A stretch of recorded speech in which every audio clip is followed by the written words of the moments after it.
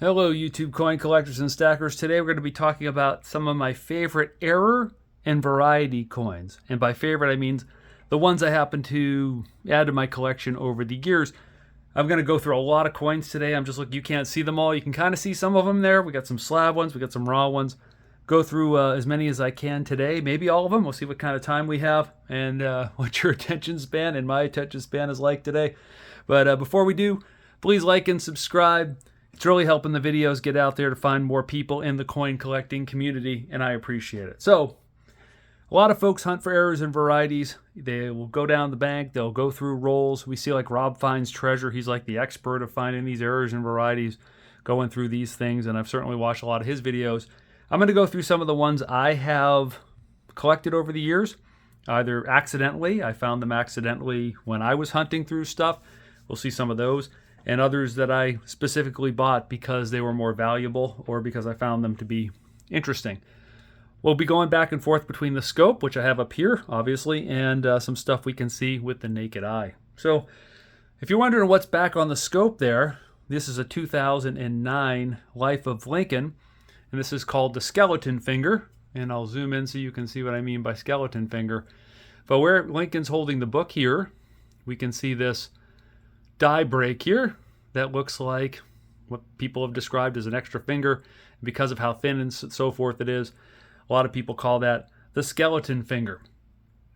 We have different varieties of this coin, and this is designated as FS01 2009 808 or DDR 006. And this is the skeleton finger.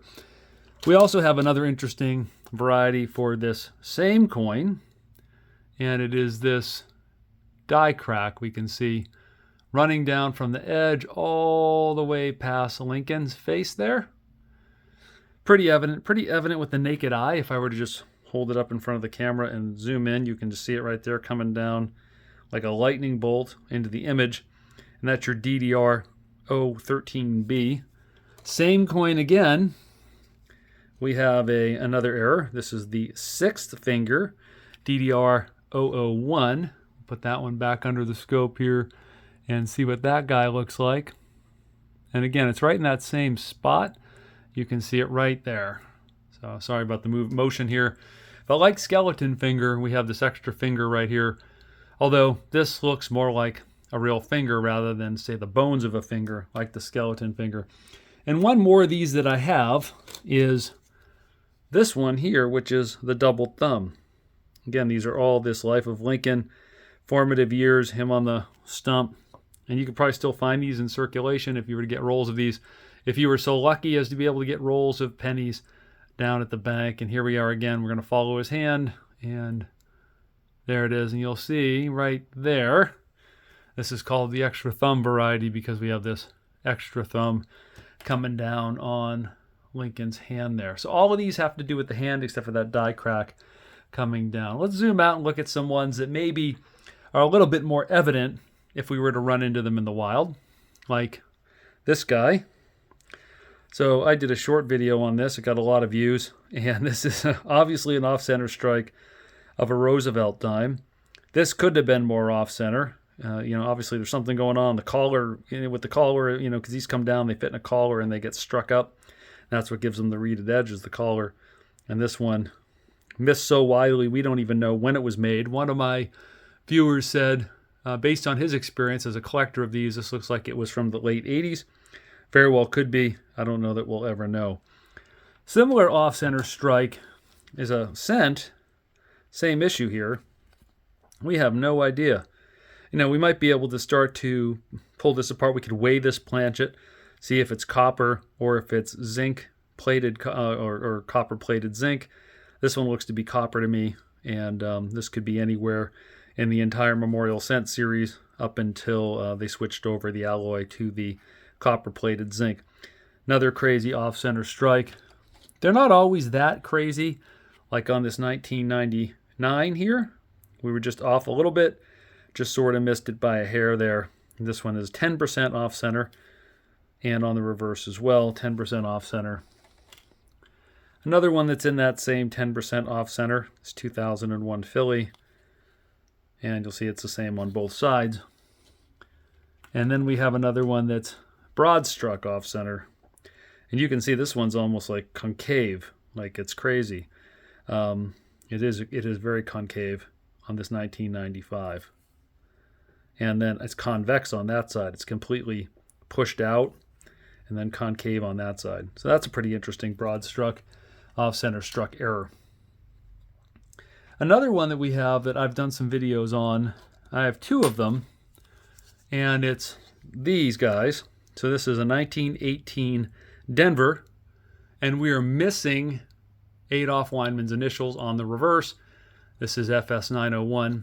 It happened another year at the San Francisco Mint on the 1929S, and it also happened in 1942. I've not found one of those. I found both of these in the wild going through junk 90 bins. So I'll put a link to my video, should you stack junk 90, because you can find stuff like this in those when you're digging through those bins. So let's take a look at what this looks like on the reverse. So Adolph Weinman's initials, and I have one here with the initials, you'll see, are right there. We pass the R in dollar under the wing. You'll see that AW there, and you'll see it's clearly missing on this one here. And there's several, another famous one of these would be the Kennedy with the no FG. I have one of those coming up. It's not a full no FG, the 72. Actually, we'll just look at it now since we're talking about it. So this is a 1972 Kennedy. This is another one where the FG, or Frank Gasparo's initials, are missing underneath in this corner here, but you'll see that they're still there a little bit. So this is not a full no FG. It's called a weak FG. Doesn't really have any sort of collector premium. But, they were polishing the dies, and they eventually polished that off. It's the closest I have to it. I found that one hunting a box of $50. Let me see what else we have that we can kind of see with the naked eye. This is more of a variety than an error, but it's your wide rim 79, or called the near date. And you'll see down here we have this element here around the edge, which is very close to the 1979. This is common, in the following years. See how wide it is there, like in 1980 and on. But in 79, it's a rare variety of the near date variety for the Susan B. Anthony. Now I think we're going to move to the scope. Let me see if there's anything else. Oh, I have a couple more we don't need the scope for. This one is a Black Beauty, 1959, and this is called the sintered planchet error. So how does something like this happen? Well, when they're annealing the planchets to soften them up for striking, they put them in the annealing oven and they run through there. And then they come out, they strike them, and then they plunge them in cold water to temper them to get them all hardened back up again. Well, in 1959, they put some nickels into the annealing oven after they had annealed copper penny planchets. And there was enough of the molecules of copper floating around the oven when they put these nickels in there that the copper molecules attached to the face of the nickel and made these beautiful black specimens. The whole Black Beauty idea was a marketing gimmick by a coin dealer in the 1950s and 60s to sell these things, but it's essentially called a sintered planchet error. And then another one that's very common that we'll see, and then we're going to go to the scope, is here's a 1913 Buffalo nickel, XF. Pretty nice coin. It's got still got some mint luster on it. Could even be AU. But if we flip it over, we'll see that the Buffalo is rotated. Very common error for this year. There's nothing unusual here. But rotated dies happened a lot back in the day when they were doing various things. So let's see where we want to start here. So I got to kind of work on this on a couple of different levels. So we'll kind of half zoom in. Let's take this double thumb off, and then we'll kind of stick with the raw ones because I have to adjust the scope for the ones that are slabbed. So here's one I found in the wild. So I actually bought a roll of Unk 1964 quarters. Now normally, who really cares about 1964 quarters, except I was looking for the reverse C. So what does that mean? It's actually the reverse of 65, and it's detailed tail feathers under the eagle. And I was searching through this Unk roll, which had not been, I bought this from the family that got it in 1964. So no one did it, this completely unsearched roll. And what I noticed something weird about the D on some of these. And let's go ahead and take a look at that under the scope. Let me get that teed up for you here. Bear with me a moment. And there it is. And, oh, whoops, I am clumsy. So let me just dial that in. There we go. Whoops. Thank you for your patience. There we go. So this is very interesting. I searched and searched and searched for a triple Mintmark D error. And in fact, in this almost looks like, because of the light, a quadruple, but it's a triple. And this error does not exist anywhere, this triple punch Mintmark. And this is one of the clearest triple punch Mintmarks I've ever seen in my life. So I actually have one of these. I have 6 of them I found in this roll. One of them's a PCGS now getting attributed. I'm hoping they attribute it, because this will be a new variety if it's attributed, and it would be a very rare variety. I've never seen it. I've never heard of it. I've shown it to multiple dealers, and they don't know what to make of it. So I'm very, very honored and stoked to have maybe found a new variety. A much more common variety that we see for an over Mintmark or repunch Mintmark would be this 1960. Oh, there we go. Where you can clearly see there, this is your 1960 D Lincoln set with a very clear repunch Mintmark on that. And I'll just dial that in a little clearer for you so you can really see it. There we go. And there's different varieties of this and I couldn't find my other one I have. I think it's in one of my boxes put away, but there's a one that's very, very clear where they're literally just like next to each other, which is pretty awesome. Let's go to another repunch Mintmark, this time on a 1941 Mercury dime. And this one's a nice clear one as well. And I will get down there, getting faster as we go, and you can see that there very clearly, that repunch Mintmark. Boom, boom. That's what they call a north-south. Nice and clear. I found that one hunting through Junk 90 at my local dealer. Another interesting Denver repunch Mintmark we have that I bought from a dealer is on this 1963 Unk Franklin half dollar. Not, obviously not a rare half dollar in any sense, but this is a little bit tougher variety to find, and you can clearly see there a very clear D over D on that guy. Now, sometimes these errors get really, really fun. So let's go back to the Mercury dime realm for this 1940 WRPM 001 S over S over S over S. This is like a train wreck of S's. And I do a whole presentation on Mercury dimes. It's one of the things I specialize in. And one of them is all of the various S puncheons that we see across the Mercury dime series. So one of the most famous ones being the micro S on the 45. But in 1945 alone, there's multiple S's. In 1942, there's something like a dozen different S puncheons. But you can see on this one, we just have a complete, 4-car pileup of S's going on here on this. We have one coming out of the back. We have one coming out of the top, one coming out of the side. And so in comparing this to photos of the S over S over S over S, this is just like a doppelganger, dead ringer for what that's supposed to be on that one. So that one I also found out in the wild going through Junk 90 bins. So I'll put a link to that video below. One of my favorite ones I found in a Junk 90 bin. Well, first of all, if you find a 1921 anything typically at a Junk 90 bin, that's a good day. Whether that's a Walking Liberty half dollar, certainly a Mercury dime, or some of these other dates from that year, because the mint was mainly focused on striking Morgan dollars in 1921 because of the Pittman Act. But this is a very interesting one. So I was looking at this after the fact. Again, stoked I found it in Junk 90 to begin with.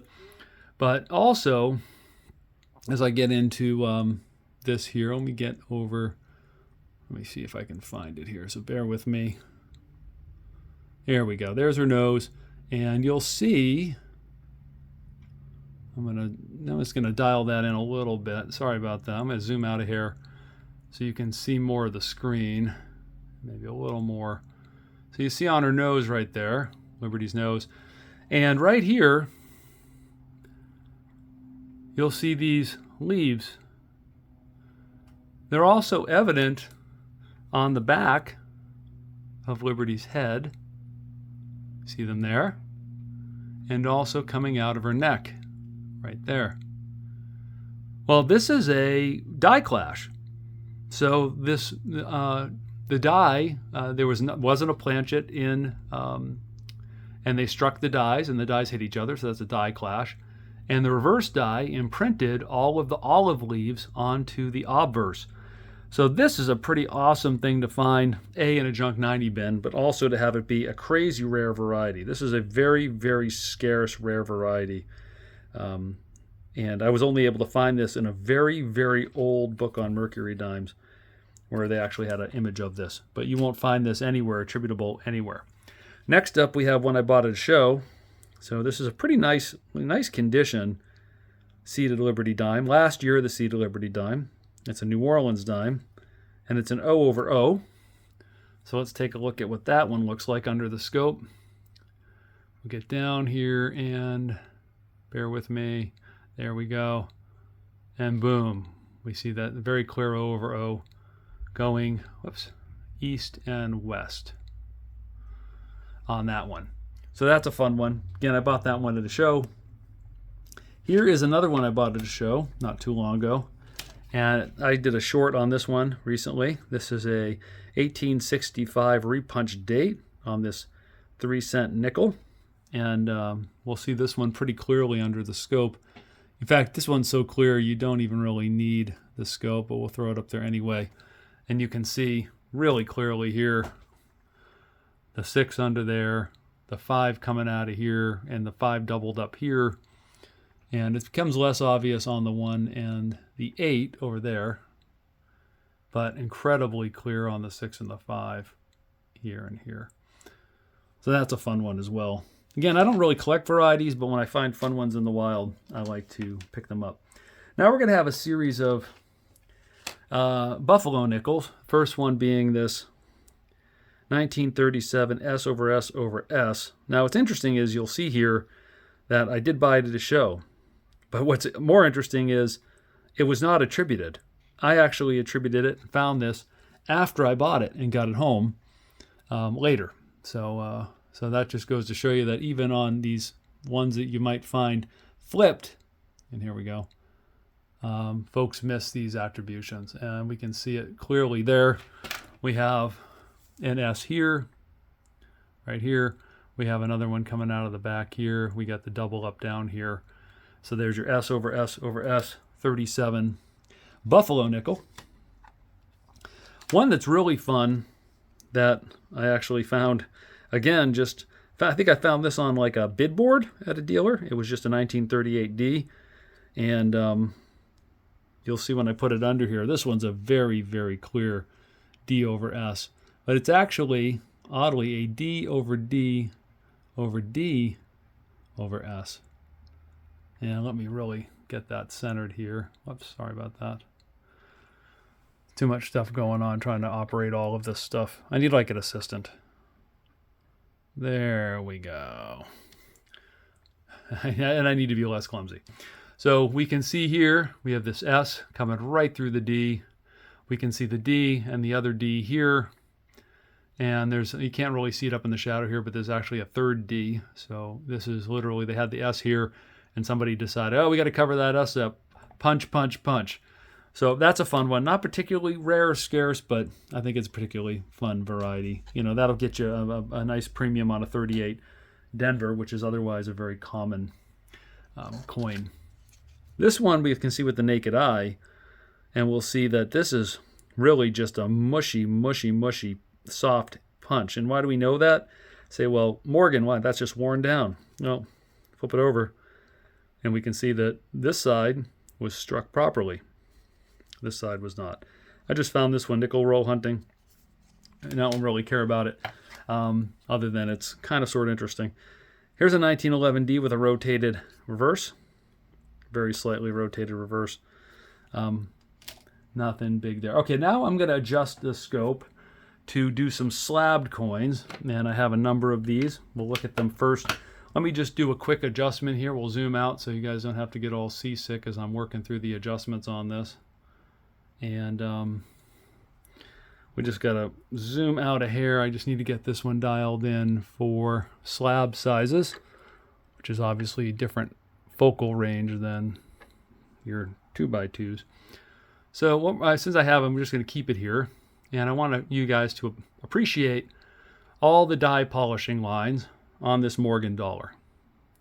And we know they're not cleaning lines because you can see clearly that they're going under the devices. So these are die polishing lines going in various directions. And it's really nice when you can see die polishing lines on coins. I think it's really cool. But as I come over here under the eagle and I hit here on the wreath, you'll see down in here, whoops, I am clumsy today. You'll see here, all through here, and up through here, this pitting. So this was pitting on the die. This is unusual to see because usually when you see that sort of pattern, it's indicative of a counterfeit, a cast counterfeit. So this is a 1921. This is a VAM 41 pitted reverse, and the pitting on this guy occurs right down along here in this area here. Another one we have is this 1900 New Orleans VAM 14A, which I don't need to put it under the scope. I'll just zoom in because this one you can kind of see with the naked eye, and it's this line right here on Liberty's eye. Another real good one here would be this is your 1880 over 79, and that is indicated by two bumps, which would be the 7s, coming up out of the 8. You'll see up above there. One of everyone's favorites is, here's an 1878. This one's in a bit of rough shape. That's an MS61. And it looks like an MS61 because it looks like it was at the losing end of an axe fight. Had a lot of coins pig pile on top of it. But you can see that we have the 8 tail feathers coming out under the 7 tail feathers. And this is weak, so you can just barely see them here sticking out. Now for the next one, I don't think we need the scope either. This is your 1940-12, as I call it. So if you look at the 2, you'll see that there's a 1 inside the 2. So this is your 42 over 41 overdate for the Mercury dime. And this is the Philly version, which is very strong. The Denver version is not quite as obvious as that. And if I tilt it up, you can really see that 1 on the 2. There's some other diagnostics on that one for identifying fakes. One I picked up recently and did some videos on, the 3-legged buffalo nickel. This one came back XF40, found in the wild, and flipping it over, you can see clearly that the leg is missing right here. And this one looks a little moth-eaten back here. So they just over-polished the die until they polished this leg right off it. Now counterfeiters will just take a jeweler's tool and go ahead and polish that off and hope you don't notice. Let's see what else we have here. This is a fun one that I really like. So this is a 1857 Eagle Cent, Flying Eagle Cent, clashed with a 50 cents obverse. And you can see it if I tilt it back here. You'll see there's a line from the top of the eagle's head going into the wing, and there's another line coming out between the two wings. So somehow, there's a couple versions of this. You'll also see it over here along America. So somehow what happened with this one is they clashed this with both a $50 and a quarter. The quarter being actually being the rarer of all of them. And I thought this was a really interesting variety to pick up. How does that happen? You know, a quarter and a $50, who knows? Here's another one. Here is a DDO. This one's been cleaned, but I like the DDO and the repunched date on this one. And this one probably should go under the scope so you can really see the DDO on it. So let's get that one under the scope. And, of course, focused would be good. All right, there we go. So coming up here, we'll see right there. Where is it? There. I'll get there. There we go, right there. So you can see that's the most obvious pickup point for the DDO on this shield nickel is the doubling of that O above the shield there. But it's evident along other pieces as well. And of course, as I mentioned, the date also is repunched. Here is your classic this is a Bugs Bunny. You generally see these in 1955, but essentially what happened, we have another die clash error here where the die from the reverse hit the obverse die and caused what, some people deem as buck teeth. And let's see if we can get in here. Here's his nose, and we're coming down, and there's his buck teeth. You see them right there. So there's different varieties of those buck teeth. I'm actually be listing one on my eBay store. It's a bit more circulated than that, and it's a 55, but it's got the same buck teeth on it that we see on the Bugs Bunny variety. One of my favorites, we'll zoom out a little for this, is the 1972 Type 2. So what is the Type 2? Interestingly, if we flip this over and we look at the world, the globe, if I tilt this into the light, you'll see right there, under Florida, all we see is a line. And that should be Cuba and Puerto Rico and all the islands down there, but instead we just see this line. It should look like this. See the islands? If I hold it there, we can see the islands. So interestingly with this guy is that what happened was they accidentally used the proof reverse. Now I always found it odd that the proof would have this line where the islands are, as I've always believed proofs were made to have more detail, but in this case they accidentally used the proof reverse on the circulation strike, and we ended up with this Type 2. This is called the King of the Ikes. This is what, there's very few of these believed to exist. They believe 100,000 were minted. They believe far fewer than that actually survived. And when these get really circulated, this feature wears off. Kind of like the Friendly Eagle, which is a variety more than an error. And this is from 1971. And we see the eagle's looking kind of friendly there. He doesn't have like that mean eyebrow coming down that makes him look all mean. They added that later because they thought the eagle just looked too nice. But this is a variety, not an error. But this is your FS901 Friendly Eagle variety. Looking around, what else do we have here? Gosh, it's been a long video. Oh, I almost forgot. This is a cool one. So this is a 1915S Panama Pacific. Now I tried to get this attributed by PCGS because there's a very clear double punch on that mint mark there. So bear with me. We're going to go in again. This may require it's going to require some focusing, but let me get to the S. There it is. And let me get, and then I'll center it for you guys. There it is. Let me get it centered up for you guys. So how this is not a variety, I don't know. But this is clearly another S coming right here. You can see the serif and everything on this. I sent it in. I paid for the attribution. They didn't attribute it. I don't understand why, but that's very clearly a repunched S on that one. But it is what it is. The last one we'll kind of wrap up. It's been a long video, but why not?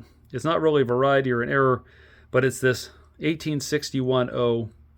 This is a Confederate State of America issue Spirit Olive.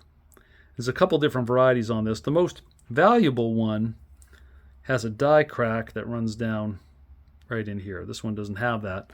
This one instead has a Spirit Olive, which I think we can see with the naked eye because it's right here. There's a die crack that kind of spears this berry right here. They call that the Spirit Olive variety. Long video today, lots of fun. Again, I don't collect errors necessarily, but when I see them and I pick them up, I think they're quite fun when we find them. And we find them in the wild, it's even more fun. It's easy enough to buy them in a holder and attributed already, but hunting for them and finding them in the wild is even more fun. Thank you guys, as always, for watching. Hope you enjoyed this video, and as always, happy collecting.